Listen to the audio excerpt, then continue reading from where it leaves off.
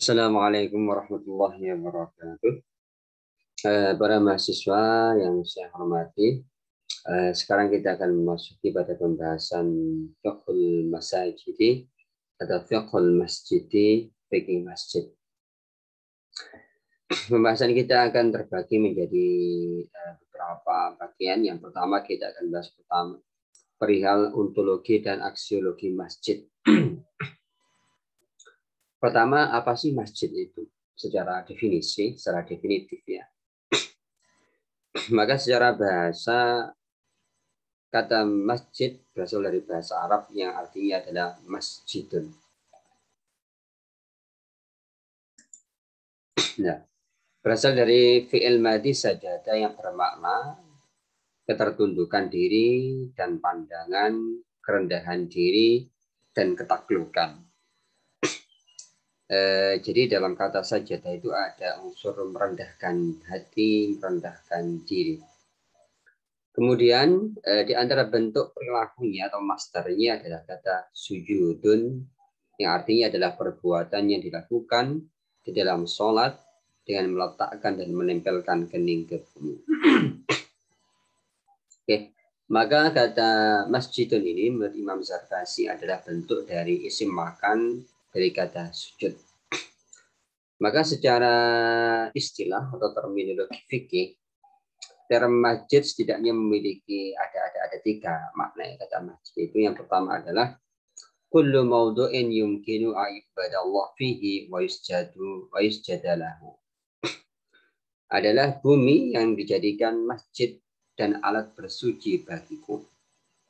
Maka masjid adalah setiap tempat yang bisa dijadikan sebagai tempat peribadatan dan tempat persujudan. Nah, itu yang pertama. Yang kedua adalah annahal buyut al-mabniyah lis-salati fiha lillahi fa hiya khalisatullah wa li'ibadatihi. Secara terminologi, masjid yang kedua adalah rumah yang dibangun untuk tempat sholat. Nah, ada persyaratan dibangunnya.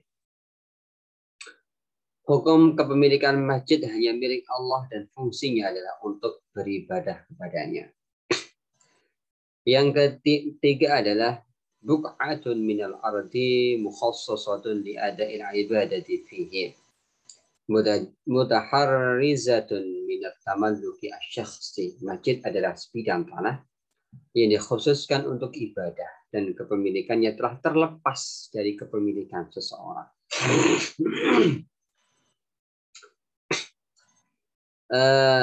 Maka berdasarkan ketiga terminologi di atas, maka dapat kita tarik benang merahnya bahwa masjid adalah nama bagi sebuah tempat. Nah, ada tempat diberi nama, ada bangunan yang secara khusus diperuntukkan untuk ibadah, khususnya sholat 5 waktu yang status kepemilikannya telah terlepas dari kepemilikan manusia. Artinya masjid itu bisa masih sebidang tanah atau sudah dibangun kemudian diwakafkan. Nah, itu definisi dari masjid yang fungsinya adalah untuk sholat 5 waktu. Penjabaran dan pembatasan ini seiring dengan ungkapan Az-Zarkasi, seorang ulama fikih mazhab Syafi'i, bahwa setiap tempat lapang yang dipergunakan untuk hari raya atau mushola Aid, zawiyah sufi dan madrasah tidak bisa dihukumi sebagai masjid. Oke, selanjutnya untuk lebih memperjelas perbedaan masjid dengan mushola dan fikih masjid, maka di bawah ini perlu kita ketengahkan ya seputar definisi apa sih itu mushola, apa sih ragam jenis mushola, apa sih landasan normatif masing-masing dari mushola itu, dan apa perbedaan pendapat ulama seputar hukum mushola. Apakah dihukumi layaknya masjid atau mushola itu bukan masjid, langgar itu bukan masjid, atau mushola dan langgar itu masjid. Nah, maka dalam fikih Islam ada 3 jenis mushola. Yang pertama ada mushola rumah. Jadi Anda nanti membangun rumah, kemudian ada musholanya. Kemudian ada mushola hari raya, hanya dipergunakan khusus hari raya saja. Yang ketiga ada mushola jenazah, yaitu tempat sholat yang hanya khusus dipergunakan untuk mensalati jenazah. Oke? Bagaimana hukum musola yang ada di rumah ketika nanti Anda mendesain, kemudian ada ruang tamu, ada ruang makan, kemudian ada ruang untuk sholat. Namanya adalah musola, tempat untuk sholat.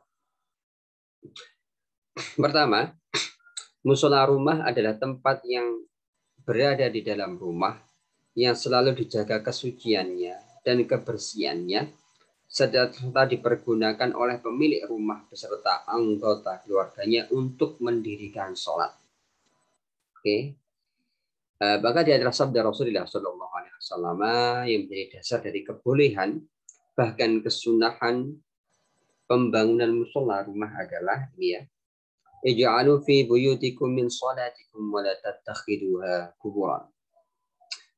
Jadikanlah sebagian sholat kalian di rumah kalian, jangan jadikan rumah kalian sebagai kuburan. Nah, ini adalah hadis yang secara implisit memberikan motivasi kepada kita semua untuk membangun masjid di dalam masjid, tempat sujud, tempat sholat di setiap desain rumah yang kita buat ya.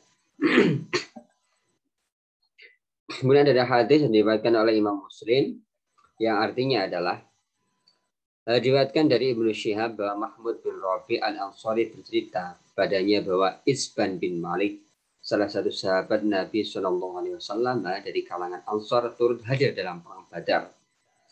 Beliau mendatangi Sayyidina Rasulullah Shallallahu Alaihi Wasallam. Saya berkata, wahai utusan Allah, mata saya telah rabun, sedangkan saya adalah imam kaumku.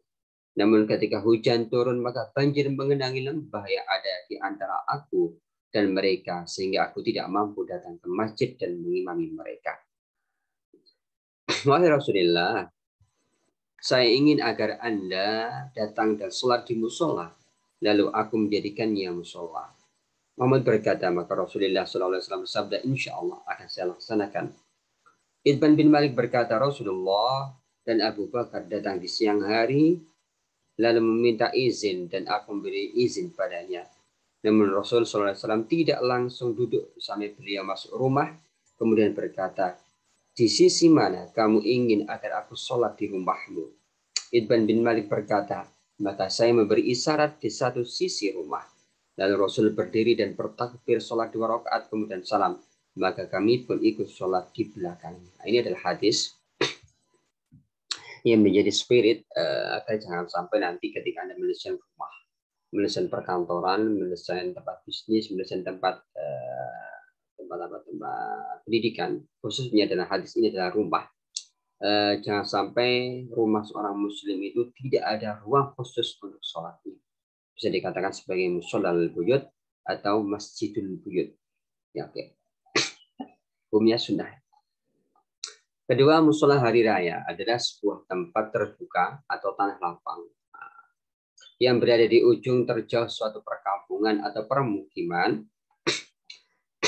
yang secara khusus disiapkan untuk pelaksanaan sholat hari raya, sholat Idul Fitri dan sholat Idul Adha.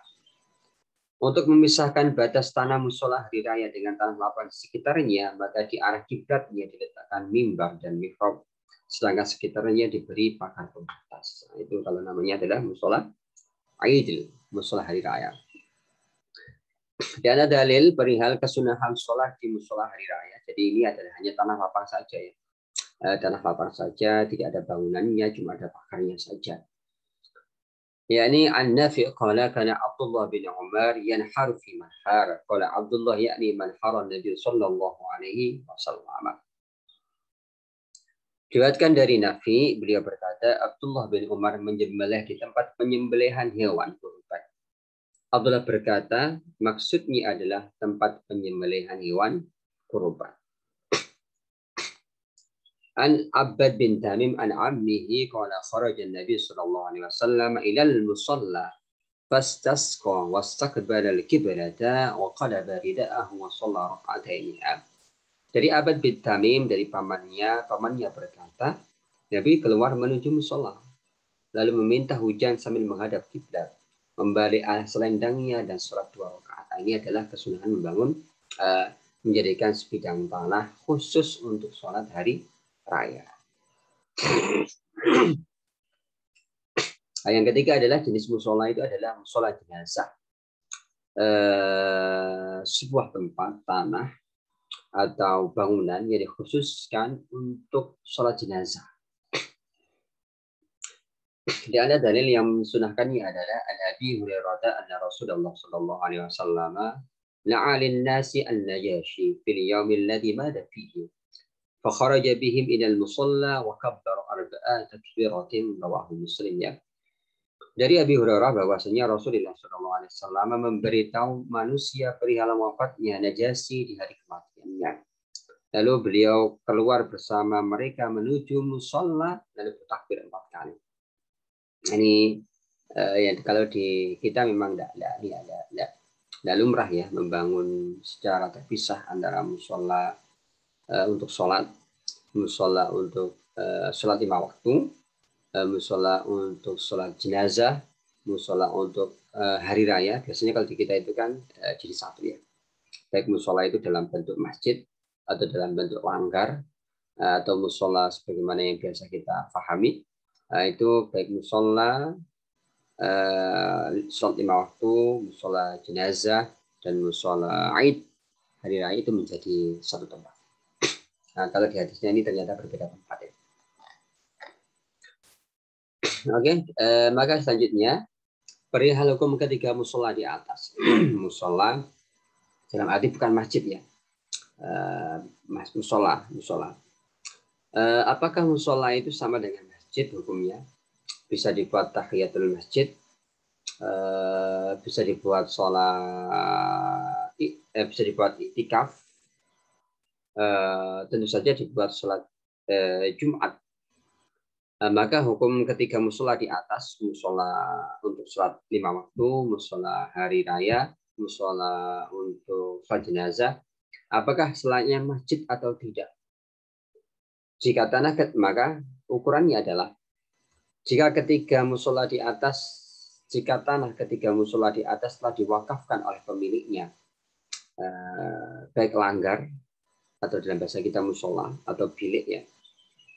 Jika tanahnya sudah diwakafkan, maka perihal keberalihan statusnya menjadi masjid, para ahli fikih terpecah ke dalam 2 golongan. Intinya adalah jika tanahnya tidak diwakafkan ketika musola itu atau langgar-langgar itu tanahnya tidak diwakafkan, maka tidak bisa menjadi masjid ya. Tapi kalau tanahnya sudah diwakafkan, maka statusnya bisakah langgar atau musola sholat 5 waktu, musola jenazah, atau musola yang hanya khusus untuk sholat hari raya itu menjadi masjid. Nah, maka para ulama berbeda pendapat ya. Golongan pertama adalah golongan jumhur ulama fikih berpendapat bahwa hukum ketika musola di atas tidak bisa menjadi masjid baik tanahnya sudah diwakafkan atau masih milik pribadi.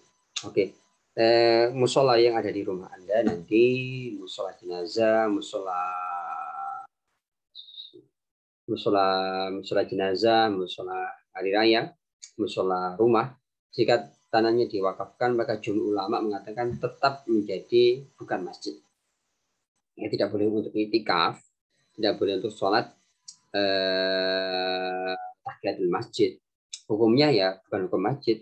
Orang-orang haid masih boleh masuk ke dalamnya, orang hadas masih boleh masuk ke dalamnya. Golongan kedua, golongan yang diprakarsa oleh Qadiyat dari madhab Maliki dan Ad-Darimi menyatakan bahwa jika tanah ketika musola di atas telah diwakafkan, maka secara otomatis status hukumnya menjadi masjid. Nah, jadi musola-musola atau langgar-langgar itu ya, yang ada di daerah kita itu kalau diwakafkan, maka dalam madhab Maliki dia sudah menjadi masjid. Tapi kalau madhab Syafi'i belum ya, menunggu ikrar. Oke, selanjutnya adalah kita akan membahas hukum pembangunan masjid.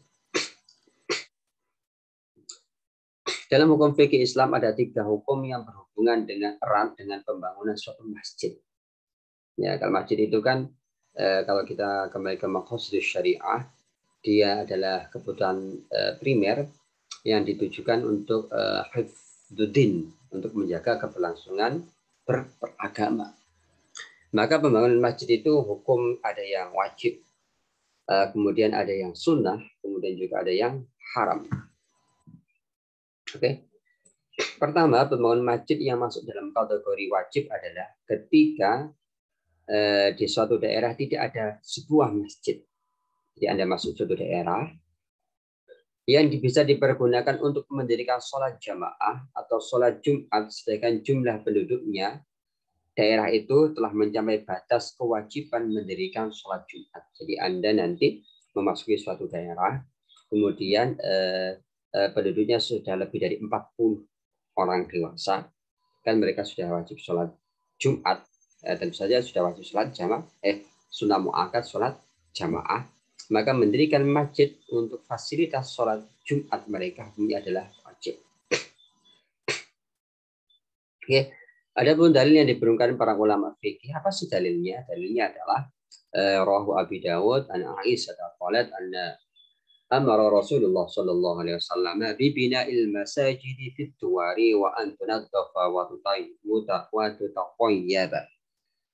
Dari Aisyah, beliau berkata, Rasul memerintahkan agar masjid dibangun di perkampungan, dibersihkan dan diharamkan. Pembangunan masjid yang pertama untuk fasilitas sholat Jumat, hukumnya adalah wajib atau fardu ain.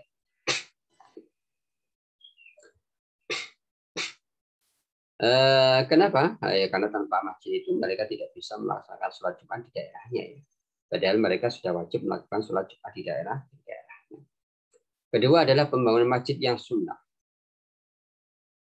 Jika Anda membangun masjid ini hukumnya sunnah. Mulai Anda mendesainnya, memberi materialnya, pembangunannya, semua aktivitas untuk merealisasikan pembangunan masjid ini adalah hukumnya sunnah. Di antara contoh kasus pembangunan ini adalah masjid dalam tipe pertama dalam konteks renovasi pelebaran sebuah masjid. Nah, itu sunnah. Atau penambahan jumlah bangunan masjid di suatu daerah. Sebab masjid yang pertama tidak lagi cukup untuk memuat jamaah sholat Jumat.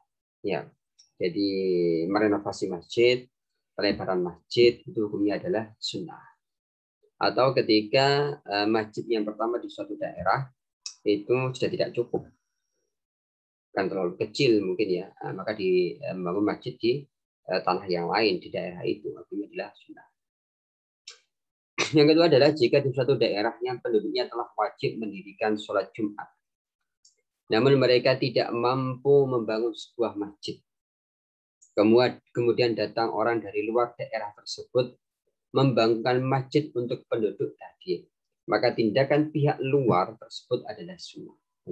Jadi donatur itu hukumnya sunnah. Tapi pembangunan masjid oleh penduduk kampung itu, daerah itu hukumnya adalah wajib. Jadi wajibnya itu adalah untuk penduduk sekitar. Ketika orang lain datang untuk membangun atau mendesain, maka hukumnya adalah sunnah. Nah, yang selanjutnya adalah pembangunan masjid yang haram. Jadi jangan lupa ya, bangun masjid itu ada yang haram. Adalah dalam kasus pembangunan suatu masjid yang tujuan utamanya adalah untuk mencerai-beraikan jamaah masjid sebelumnya.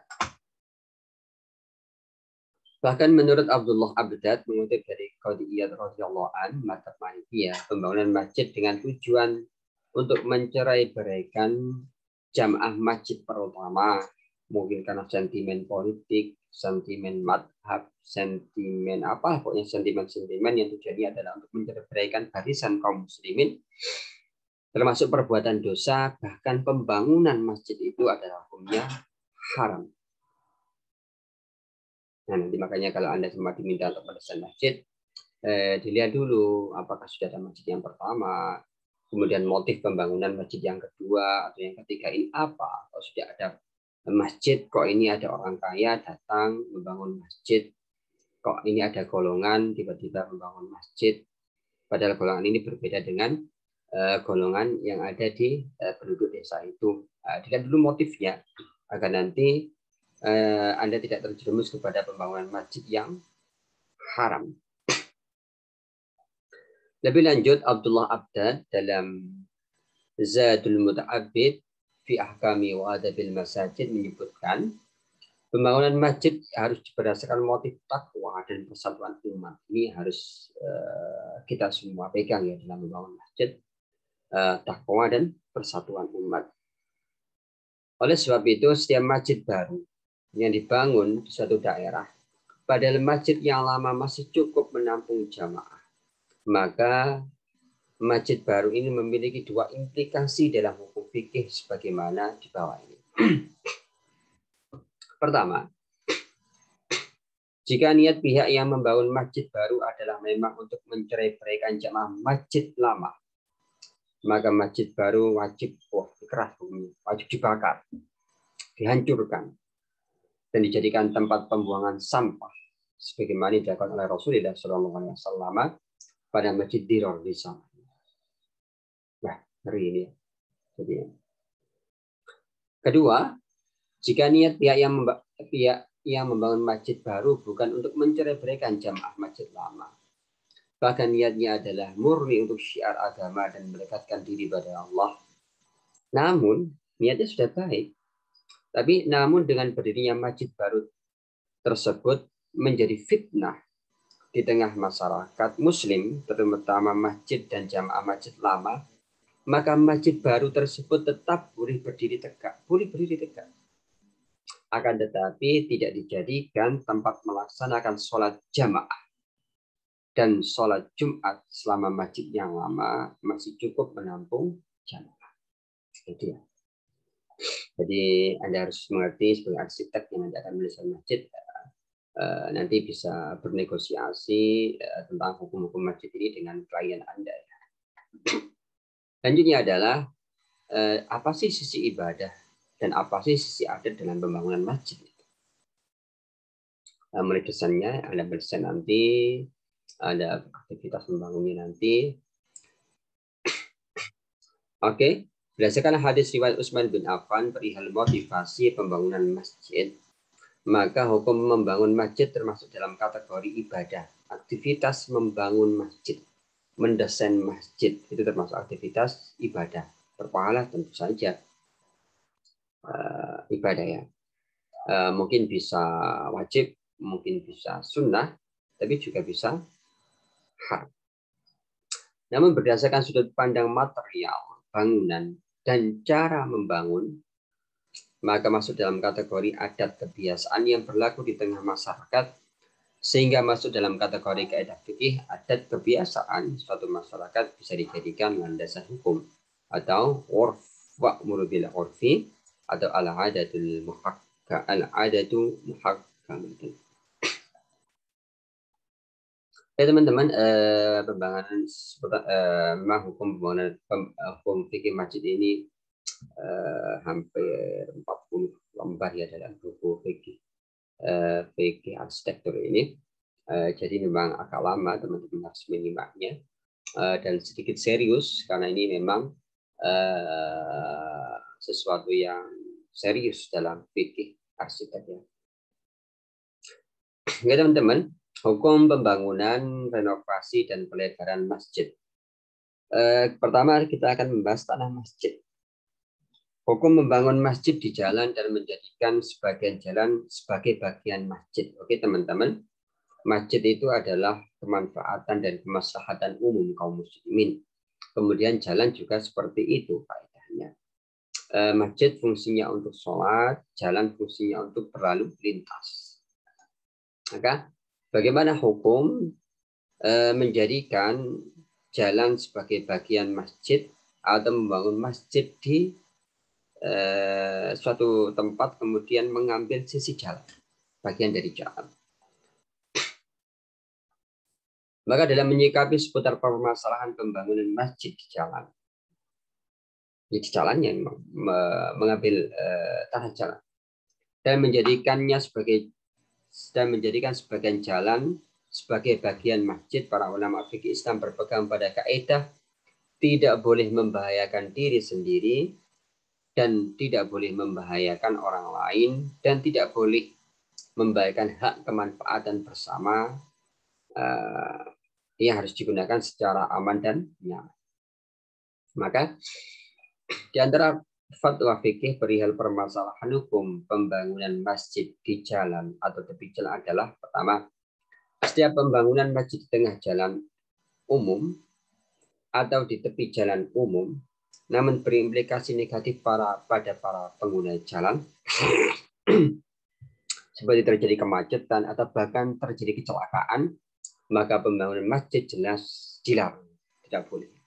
Karena fungsi dari jalan adalah untuk berlalu lintas, bukan untuk sujud. Maka dimenangkan fungsi utama dari jalan. Jika pembangunan masjid itu membahayakan.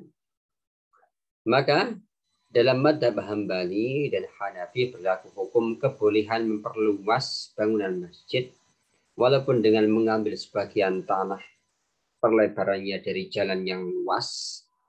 Namun kebolehan ini tetap dengan syarat tidak mengganggu ketertiban apalagi membahayakan jalan dan pengguna jalan, dan tentu saja harus ada izin dari pihak yang berwenang. Oke. Yang kedua adalah bagaimana hukum membangun masjid di antara kuburan dan di atas kuburan. Jadi Anda harus membedakan antara pembangunan masjid di atas kuburan. Jadi benar-benar kuburan itu, ada kuburan, satu kuburan, kemudian dibangun masjid. Atau ada dua, ini satu kuburan, ini satu kuburan, kemudian di tengah-tengahnya sini, di tengah-tengahnya dibangun masjid. Bagaimana hukumnya? Oke. Menurut Syekh Zarkasi dari mazhab Syafi'i, hukum membangun masjid di antara tanah makam adalah makruh. Ya. Jadi ada dua perkuburan, baik kuburan itu dua. Ada kuburan si A dan kuburan si B, atau perkuburan umum. Ya. Ya. Kemudian di tengah-tengah perkuburan umum itu ada tanah lapang. Nah, jadi kiri, kanan, depan, belakang, tanah itu kuburan. Kemudian Anda membangun di tanah lapang itu. Bagaimana hukumnya? Hukumnya adalah makruh. Kalau dalam mazhab Syafi'i. Kalau pembangunannya adalah di antara kuburan. Kemakruhan ini berdasarkan sebuah asar bersumber dari Qatadah. وقد روى قتادة أن أناسا مروا على مقبرة وهم يبنون فيها مسجدا فقال كان يكره أن يبنى مسجد في وسط القبور. Qatadah bercerita bahwa sahabat Anas bin Malik melewati sebuah area pemakaman. Tadi banyak kuburan, yang masyarakat sedang membangun sebuah masjid di tengah-tengah area pemakaman. Jadi yang dibangun itu adalah tanah lapang, ya, di antara kuburan. Nah, jadi tanahnya yang dibangun masjid ini tidak ada kuburannya. Kuburannya ada di sekitar masjid.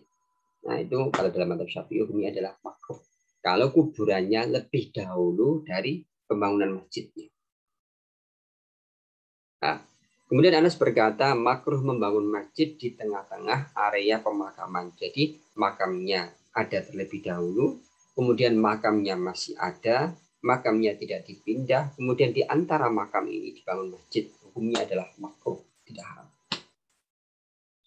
Kemudian, sedangkan perihal pembangunan masjid di atas area pemakaman, ini benar-benar di atas makam ya. Maka terdapat 3 pendapat ulama fikih, mulai mubah, kemudian makruh sampai yang haram. Nah, ini fatwa-fatwa yang kita harus harus legowo ya, karena memang hukumnya tidak selalu haram ya. Ada yang mubahkan, ada yang memakruhkan, dan ada yang mengharamkan. Kalau Anda pilih yang makruh, ya monggo. Kalau Anda pilih yang haram, jangan menyalahkan yang mubah. Gitu ya.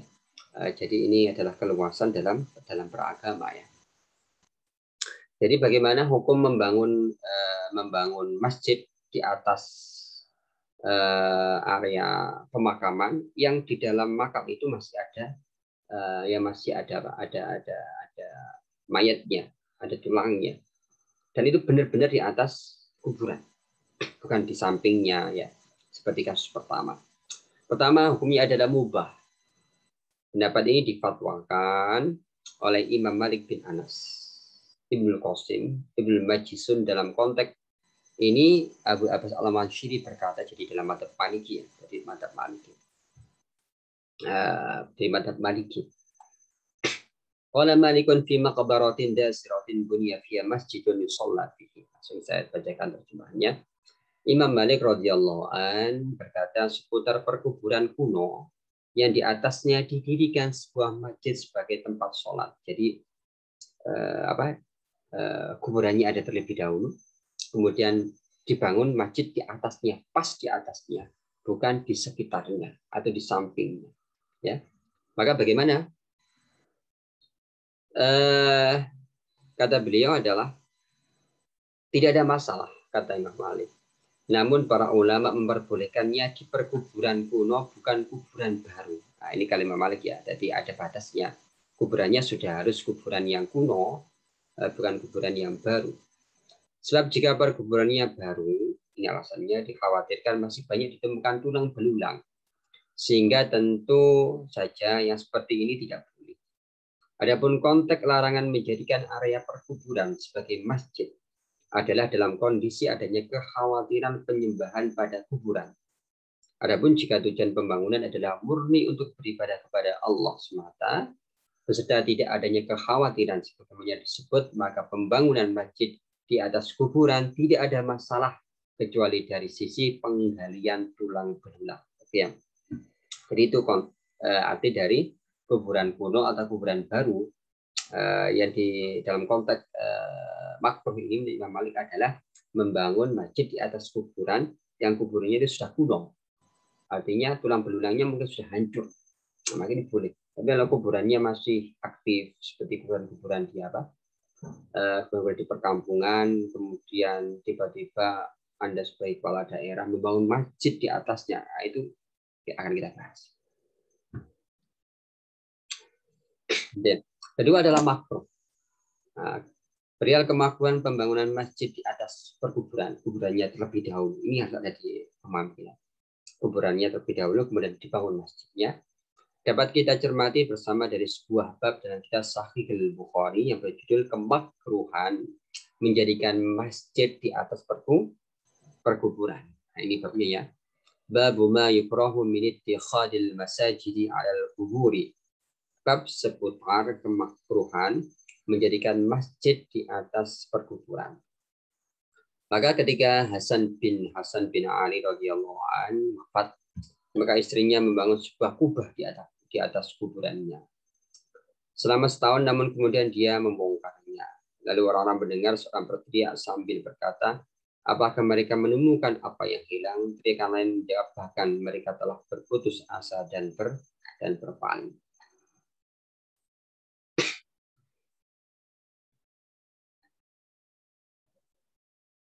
Oke. Selanjutnya adalah haram. Nah, pembangunan masjid yang di atas kuburan hukumnya adalah haram.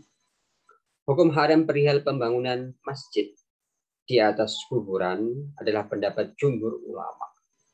Mulai madhab Maliki di atasnya ya, bukan di sampingnya atau di antaranya. Kalau di antaranya tadi oke.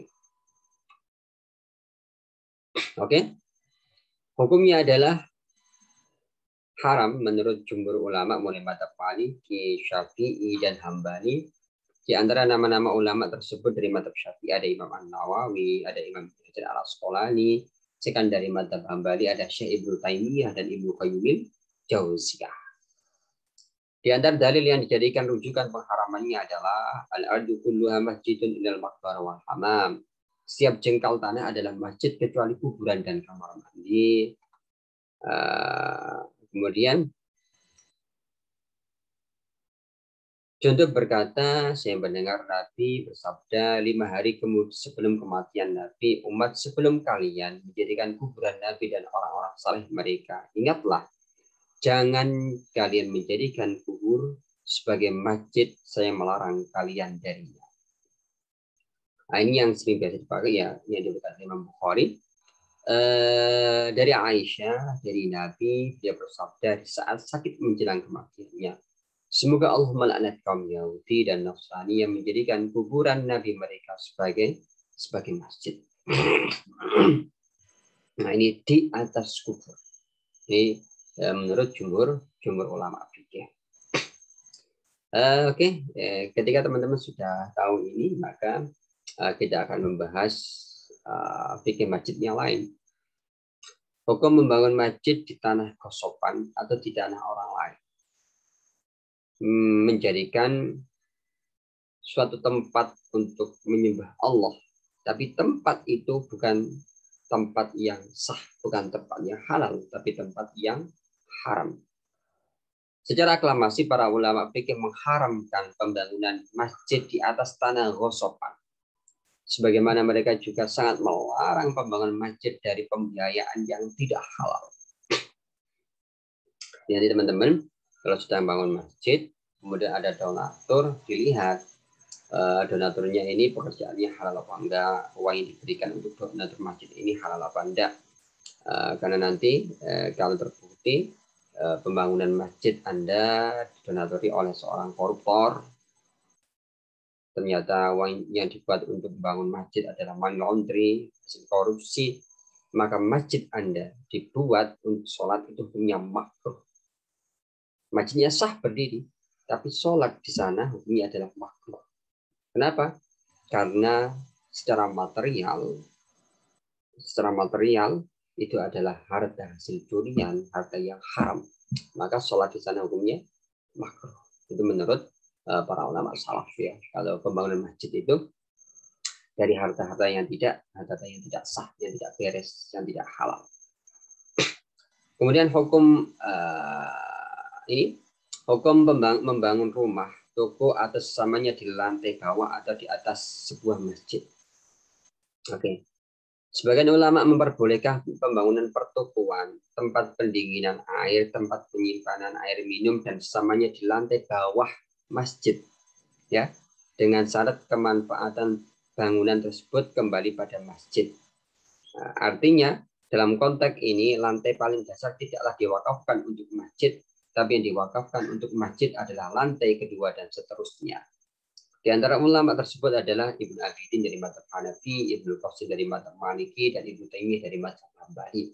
Di lantai bawah masjid itu nanti untuk mungkin untuk perkantoran, untuk parkiran, untuk olahraga, kemudian untuk bisnis, pusat bisnis yang kemanfaatannya kembali kepada masjid. Boleh apa enggak? Boleh. Maka dia menjadi harimul masjid yang dibuat sholat masjid adalah lantai kedua dan ketiga dan keempat.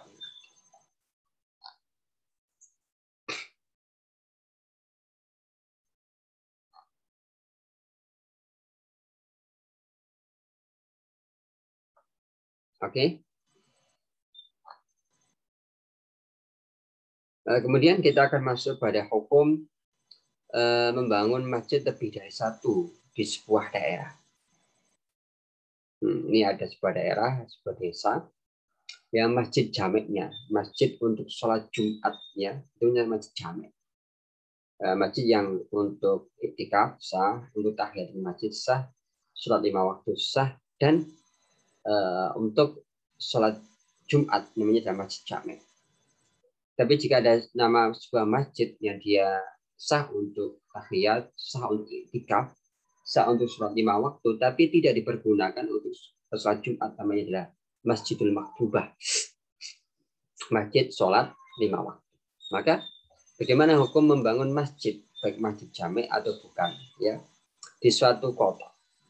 Nah, maka akan kita lihat pertama, jika tipe masjidnya adalah masjid jamek untuk iktikaf, untuk tahiyat, sholat 5 waktu, dan sholat Jumat, maka fatwa para ulama terpecah dalam 3 fatwa dalam menyikapi membangun lebih dari satu masjid jamek di suatu daerah. Mulai fatwa yang melarang secara mutlak, memperbolehkan dengan syarat, dan memperbolehkan tanpa syarat. Oke, Anda pilih yang mana? Yang mutlak, monggo. Memperbolehkan dengan syarat, monggo. Memperbolehkan tanpa syarat, monggo.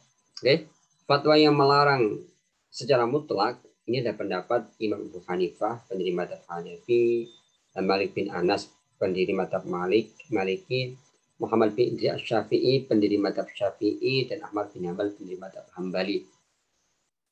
Alasan paling mendasar dari pelarang ini adalah menurut keempat imam pendiri madhab ini adalah tidak ditemukan kecuali satu masjid jami' di sebuah kota Islam pada zaman Rasul dan tempat khalifah.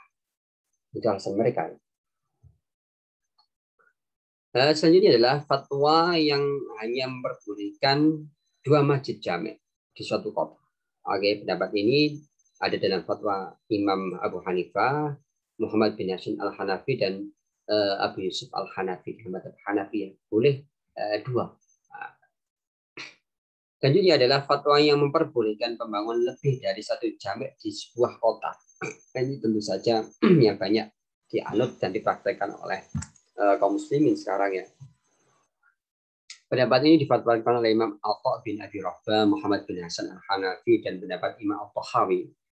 Menurut para ulama ini, alasan yang paling mendasar diperbolehkan yang mendirikan lebih dari 1 masjid jami' di sebuah kota adalah kebutuhan. Nah, jika 1 tidak cukup, ya bangun 2. Jika 2 tidak cukup, ya bangun 3. Maka faktor yang melatar belakangi adalah faktor kebutuhan. Kedua, jika masjidnya adalah bukan masjid jami', jadi masjid untuk sholat 5 waktu ya hanya masjid gitu aja, tapi bukan untuk sholat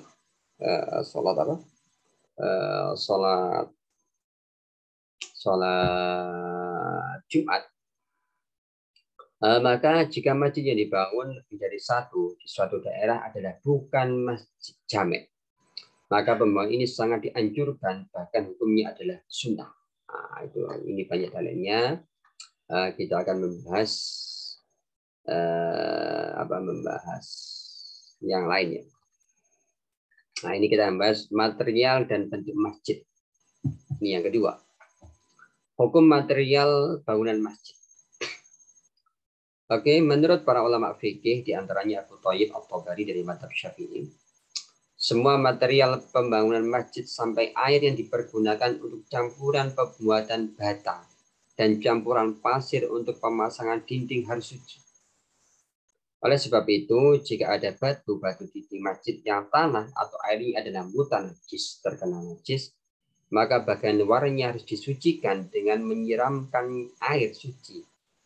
Namun hukum material seperti ini makruh dipergunakan untuk pembangunan masjid. Jadi nanti disucikan dulu ya. Yang najis-najis itu disucikan terlebih dahulu. Oke, selanjutnya adalah hukum bentuk tempat sholat di masjid. Nah, ini ya. Jadi kalau kita masjid itu kan ada 3 bagian ya. Yang pertama adalah qa'atul masjid. Tempat sholat. Kalau Anda bayangkan masjid tarbiyah di UIN itu, tempat sholat itu adalah yang ada di dalam kaca. Itu semua ulama mufakat boleh tahiyat masjid dan boleh iktikaf. Yang kedua adalah ruhbatul masjid, serambi masjid. Kalau Anda bayangkan mastar, itu adalah di daerah yang di luar kaca tapi masih berlantai. Para ulama debatable apakah di situ boleh untuk tahiyatul masjid dan iktikaf. Ada yang memperbolehkan dan ada yang tidak memperbolehkan. Yang ketiga adalah harimul masjid, adalah tempat-tempat yang menjadi tanah masjid tapi dipergunakan untuk mungkin lahan bisnis, parkir, WC, tempat wudhu, seperti itu ya. Hukum bentuk tempat sholat masjid. Dalam menentukan bentuk masjid, para ulama Islam berpegang pada sunnah nabawiyah, baik perkataan dan perbuatan. Ini hadis-hadisnya, hadis bagaimana nanti desain dari tempat sholat masjid itu, ini ya. Maka jika kita interpretasikan sunnah nabawiyah itu, maka seperti ini. Ini yang benar ya. Ini yang kurang benar, yang tidak sesuai dengan yang tanda silang ini tidak sesuai dengan sunnah. Ini yang sesuai dengan sunnah. Maka yang paling sunnah itu adalah kalau Anda nanti membangun tempat sholat di dalam masjid itu, yang paling sunnah seperti ini. Bentuknya seperti ini. Nah, ini yang paling sunnah. Yang kedua adalah bentuk kubus dalam kesunahannya. Nah, yang ketiga yang seperti ini. cekungan ini. Yang keempat seperti ini. Nah, kemudian membangun, kalau yang seperti ini hukumnya makruh ya, jadi memanjang gini. Nah, ini banyak area yang terbuang nanti ya. Nah, jadi ini yang sunnah, ini yang makruh. Nah, ini adalah kalau Anda nanti mendesain sebuah masjid ya. Jadi ini memanjang. Nah, ini segi kesunahannya dirangkai dari beberapa hadis ini. Ini hadisnya. Nah, kemudian ini interpretasi pembangunannya.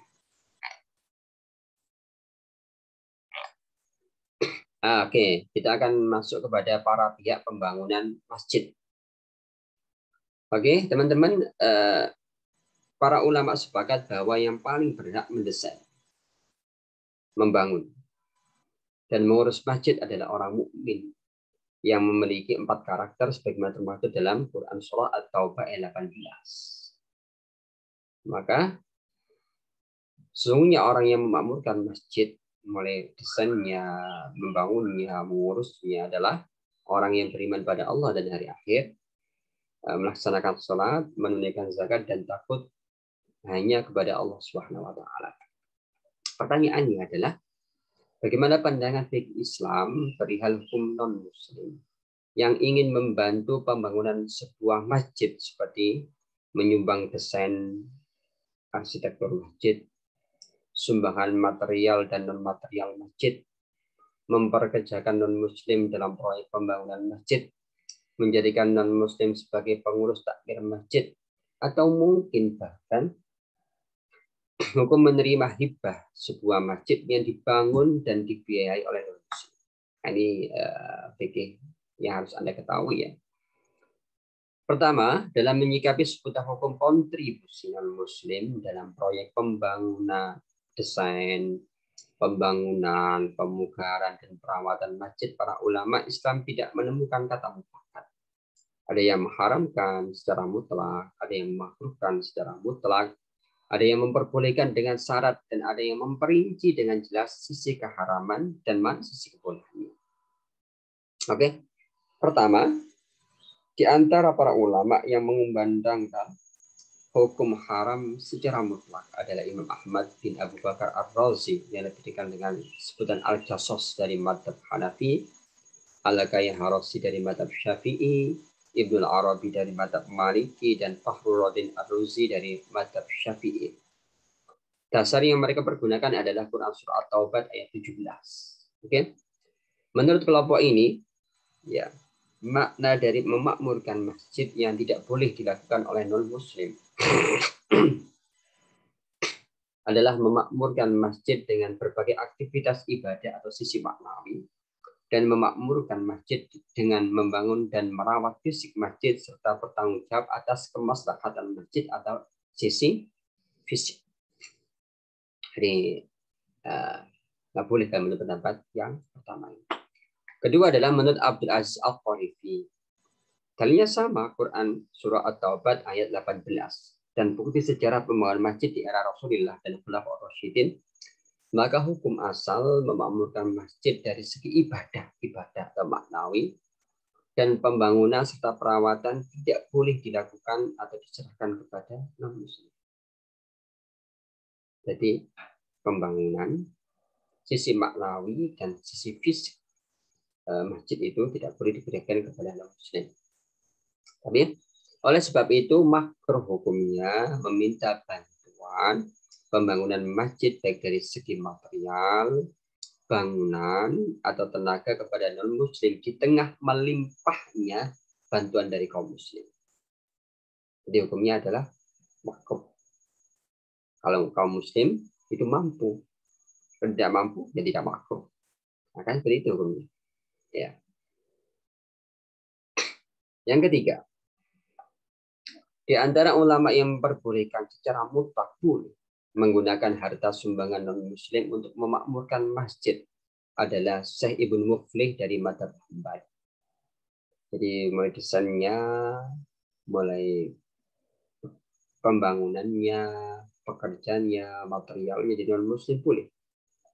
Menurut golongan ini dalam catatan sejarah, Rasul Shallallahu Alaihi Wasallam pernah menerima pemberian non-Muslim. Hal ini menunjukkan bahwa hukum harta pemberian non-Muslim adalah halal untuk dikonsumsi dan dibelanjakan, termasuk untuk biaya pembangunan, pemugaran, dan perawatan masjid, dan sumbangan besarnya pun juga tentu boleh. Keempat, nah ini diperinci. Di antara ulama yang merinci antara keharaman dan kebolehan non-Muslim dalam kontribusi pada pemakmuran masjid adalah Syekh Muhammad Amin Al-Harari dari Madhab Syafi'i.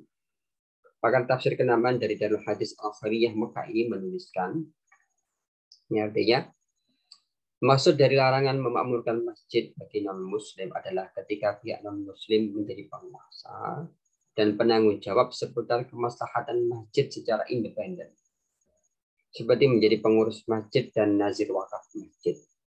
Adapun mempekerjakan non-Muslim untuk menangani suatu pekerjaan yang tidak ada sangkut pautnya dengan menguasai masjid, seperti memahat batu, membangun, menyerut kayu, maka tidak termasuk dalam larangan Quran Surah At-Taubat ayat 17. Oleh sebab itu, kaum muslim boleh menerima pemberian masjid dari non-muslim yang dibangun oleh orang non-muslim, atau masjid yang dibangun berdasarkan wasiat non-muslim, atau hasil renovasi non-muslim. Namun kebolehan itu dengan syarat tidak ada unsur bahaya dari sudut pandang agama dan sudut pandang politik. Oke, wah ini memang sangat luar biasa ya hukum masjid ini. Teman-teman bisa membahasnya dengan tenang dan sabar ya. Selanjutnya kita akan membahas tentang hukum menghias masjid atau zukhrafatul masajid. Secara bahasa, term az-zukhruf bermakna hiasan, dekorasi, dan perhiasan emas. Sedangkan secara terminologi az-zukhruf bermakna menghias interior atau eksterior masjid dengan artinya yang luas, seperti melapisi dinding masjid dengan emas, perak, melukis dan mewarnai tembok masjid dengan berbagai warna, menempelkan berbagai lukisan di dinding masjid, mengukir tiang-tiang masjid, menulis dinding masjid, khususnya dinding kiblat dan mihrab dengan kaligrafi Al-Quran, Asmaul Husna, atau menggelar permadani yang bercorak indah, menyalakan lampu-lampu yang bersinar penuh keindahan, kain penutup jendela yang menjuntai, meninggikan bangunan atau bangunan masjid melebihi kadar kebutuhan, memasang jam dinding yang bertentu melaksanakan lonceng gereja dan selamanya. Ini termasuk dalam menghias masjid.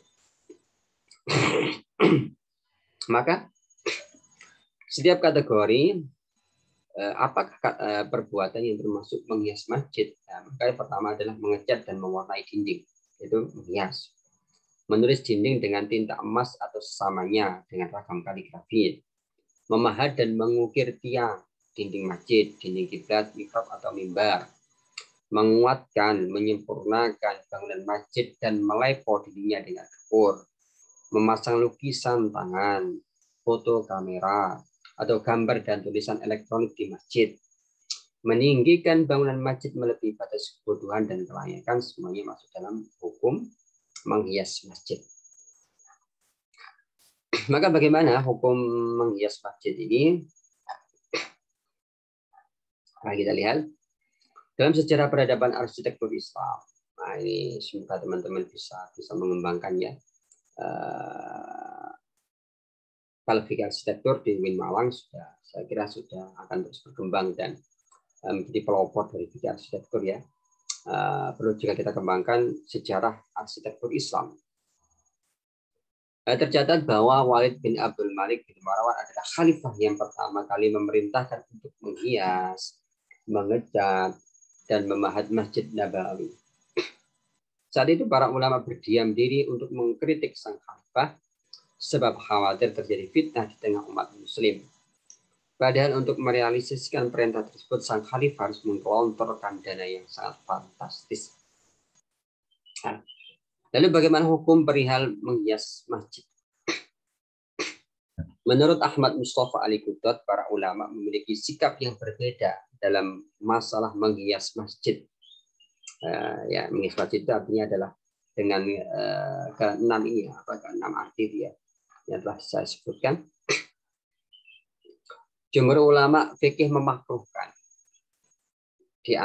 atau ya makruh ya, di antara deretan mazhab yang memakruhkan adalah mazhab Maliki, Syafi'i, Hambali, Nakhai, Syiah, dan sebagian mazhab Hanafi. Sedangkan mayoritas ulama mazhab Hanafi dan Imam Hanafi sendiri memperbolehkan. Jadi antara yang mempercantik fisik masjid dengan apa? Dengan berbagai ornamen eksterior, pokoknya tidak mengganggu kekhusyuan sholat, maka itu juga Islam. Tapi juga ada masjid yang hanya warnanya putih, tidak ada hiasannya, tidak ada ukirannya. Itu juga Islam, maka tergantung niatnya ya. Jadi yang penuh dengan full interiornya, eksteriornya dengan hiasan itu mengikuti mazhab Hanafi. Ya. Kemudian yang masjidnya itu tidak ada pewarnaannya, tidak ada hiasannya, maka ya itu jumhur ulama. Mana yang Islami, sama-sama Islami, pokoknya tidak membangun, tidak mempengaruhi kekhusyuan sholatnya. Oke. Nah, pokoknya adalah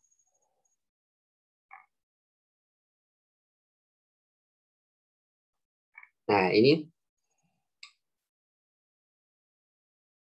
contoh ketiga, menanam pohon di serambi masjid. Bagaimana hukumnya? Dalam mazhab fikih Islam, para ulama terbagi menjadi 3 golongan dalam menyikapi hukum menanam pohon di serambi masjid. Mungkin fungsinya untuk penghijauan, untuk memberikan kesegaran, atau fungsi-fungsinya lain. Dalam mazhab Syafi'i terdapat 2 pendapat, ada yang mengharamkan namun juga ada yang membolehkan. Hukum makruh ini juga sebagai pendapat mazhab Maliki, sebagaimana mazhab Hanafi dan Hambali juga mengharamkan. Jadi jumhur ulama mengharamkannya. Satu-satunya mazhab dan fikih Islam yang memperbolehkan menanam pohon di serambi masjid adalah mazhab Imam Auza'i.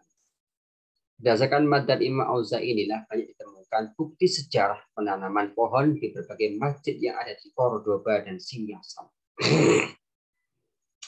Jadi mungkin daerahnya panas, daerahnya berpolusi, kemudian masjidnya dibuat sebagai lahan penghijauan, ya maka serambi masjid ditanami pohon.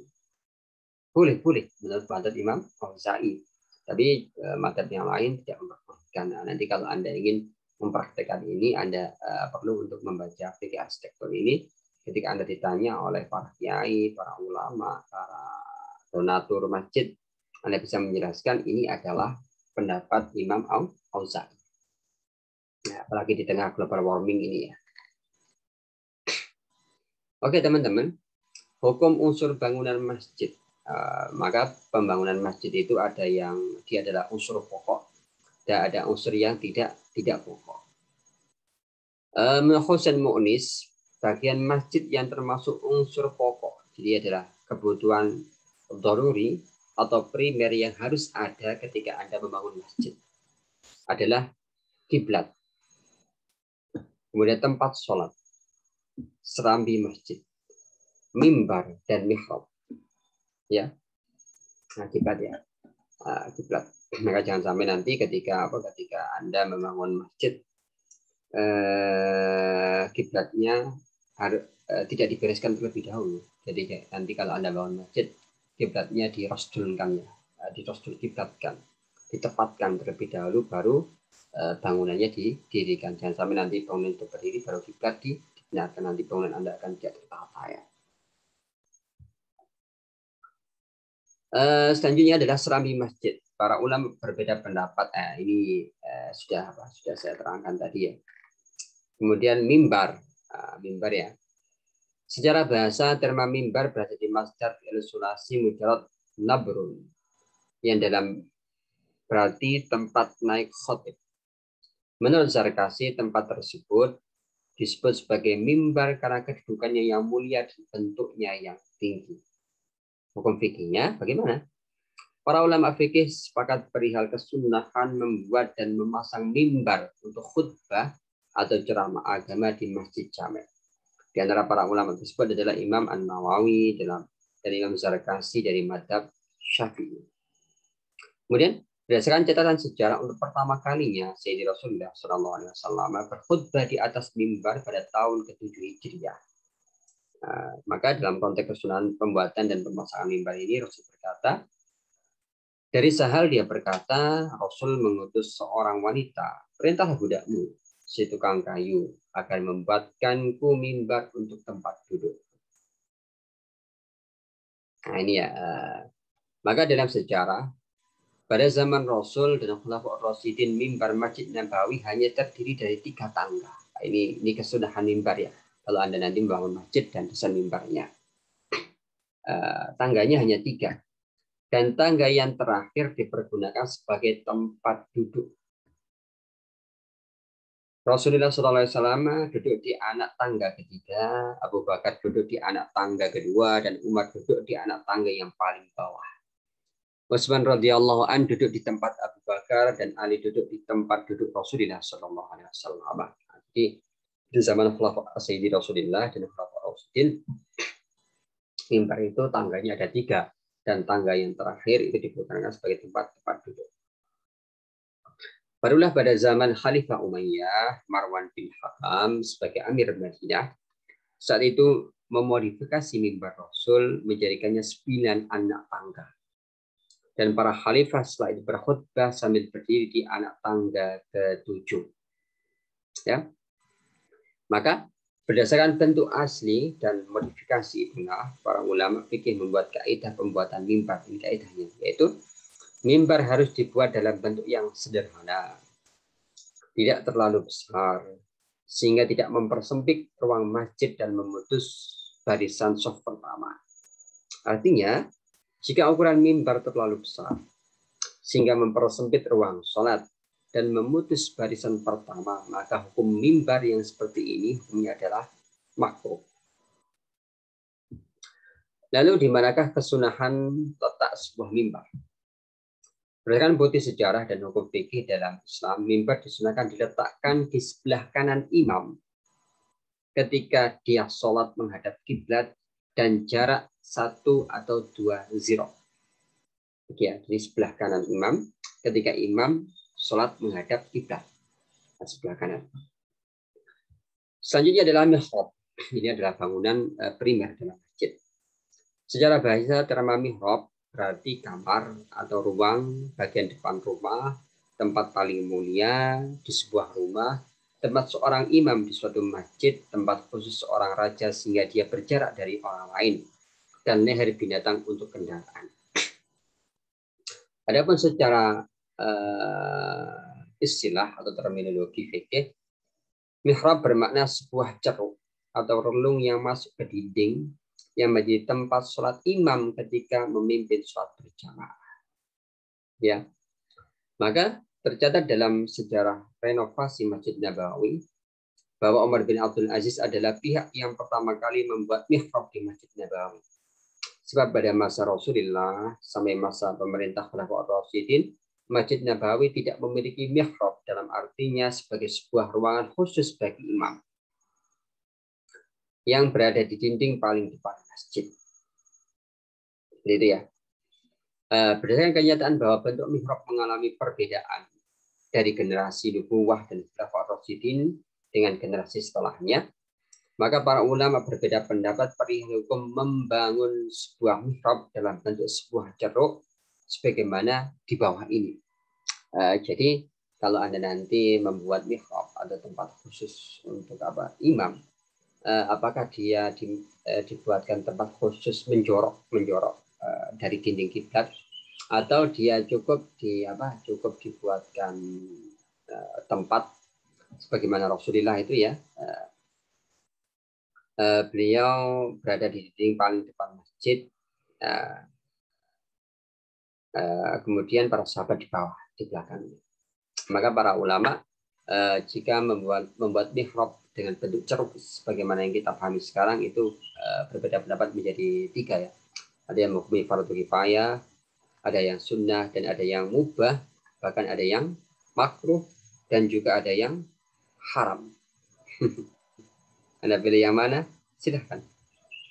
Tapi mihrab itu memang harus ada, baik dalam arti dia masuk ke dalam sebuah dinding atau tidak. Tapi kalau dibuat ceruk masuk ke dalam dinding kiblat itu ada yang fardu kifayah, di madzhab Ibnu Jauzi, di madzhab Hambali ada yang sunnah, ini Al-Kausari, ada yang mubah, ada yang makruh, dan ada yang haram. Nah, kemudian unsur pelengkap tempat azan. Tempat azan, ya, maka hukumnya adalah sunnah. Kemudian tempat khusus sholat maksuroh. Kemudian ada tempat wudhu. Ya. Nah ini WC, pembangunan WC, toilet, kakus, dan jamban masjid. Para ulama fikih mengharamkan pembangunan kakus masjid di serambi masjid. Karena serambi masjid itu tadi ada yang memfatwakan dia untuk sholat dan untuk etikaf. Soalnya mereka sangat menganjurkan agar pembangunan kakus masjid berada di luar area masjid. Ya, itu tempat sholat wanita. Hukum seputar kepemilikan masjid. Ini yang terakhir teman-teman. Yang terakhir. Pertama adalah pemberian nama masjid. Dalam fikih Islam, para ulama berbeda pendapat perihal hukum pemberian nama sebuah masjid.